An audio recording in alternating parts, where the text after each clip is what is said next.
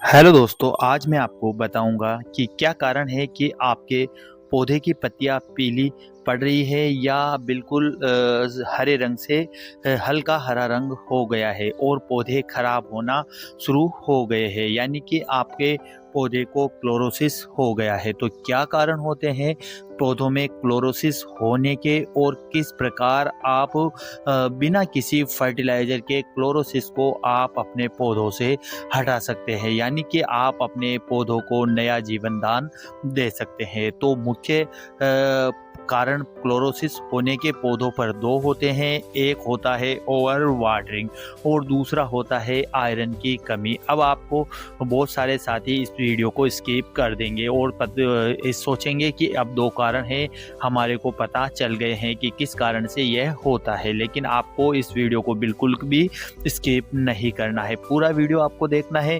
मैं पूरी जानकारी आपको दूंगा कि किस प्रकार आप अपने क्लोरोसिस को किस प्रकार पौधों से दूर कर सकते हो, यानी कि पौधों पर क्लोरोसिस जो हो गया है उसे आप कैसे दूर कर सकते हो। तो सबसे पहले आपको क्या करना है कि आपके पौधे पर क्लोरोसिस हुआ है या नहीं हुआ है, इसकी पहचान आपको करनी है। तो इसके लिए आपको पत्ती की पौधों की पत्तियों को देखना है। अगर आपके पौधों की पत्तियां हल्की हरी होना शुरू हो गई है, यानी कि उनमें हरापन खत्म होने लग गया है और हल्का हल्का पीलापन उसमें आने लग गया है, तो 100% है कि आपके पौधे को क्लोरोसिस हो गया है।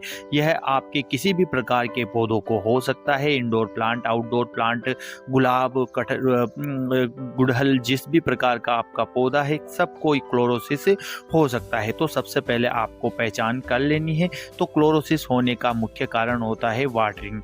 अगर आप वाटरिंग करते हो और वाटरिंग करने में थोड़ी सी भी सावधानी नहीं रखते हो तो आपके पौधे की मिट्टी जो है उसका पीएच लेवल बढ़ जाता है, यानी कि अगर आपके पौधे की मिट्टी गीली है और आप गर्मी देख रहे हो कि अप्रैल मई में गर्मी पड़ रही है और आप केवल वाटरिंग पर ध्यान दे रहे हो और सोच रहे हो कि अगर वाटरिंग नहीं करेंगे तो पौधा खराब हो जाएगा, यानी कि सूख जाएगा, और आप गीली मिट्टी में ही वाटरिंग करते जा रहे हो। तो गीली मिट्टी से क्या होता है कि पौधे का पीएच लेवल यानी मिट्टी का पीएच लेवल बढ़ जाता है, मिट्टी एल्कोलाइट हो जाती है और पौधा खराब होने लग जाता है। जब तक आप मिट्टी को सूखा नहीं रखोगे, यानी कि जब तक मिट्टी सूख नहीं जाएगी तब तक मिट्टी का पीएच लेवल नीचे नहीं आएगा।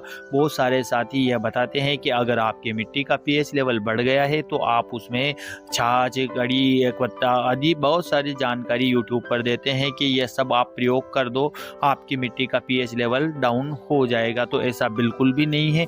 जब तक आपकी मिट्टी की पीएच लेवल तब मिट्टी यानी कि आपकी मिट्टी पौधे की मिट्टी नहीं सूखेगी तब तक उसका पीएच लेवल डाउन नहीं होता है। तो आपको वाटरिंग करते समय ध्यान रखना है कि मिट्टी बिल्कुल सूखने के बाद ही आपको पानी देना है। दूसरा कारण है कि आपके मिट्टी यानी गमले का जो ड्रेनेज होल है आप बिल्कुल ध्यान नहीं देते हैं और अंदर से ड्रेनेज होल बंद हो जाता है।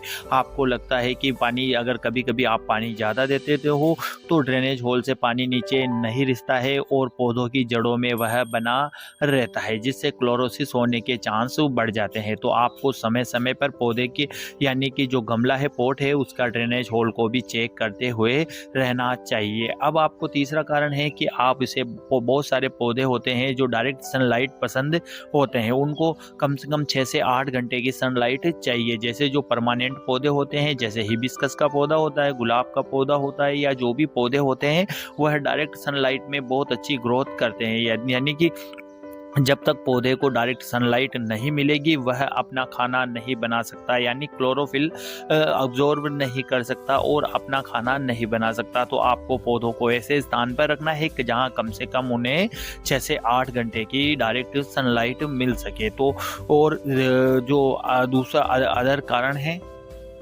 और पौधों में जो मेन कारण है क्लोरोसिस होने का यानी वाटरिंग के अलावा जो मेन कारण है वह होता है आयरन की कमी होती है।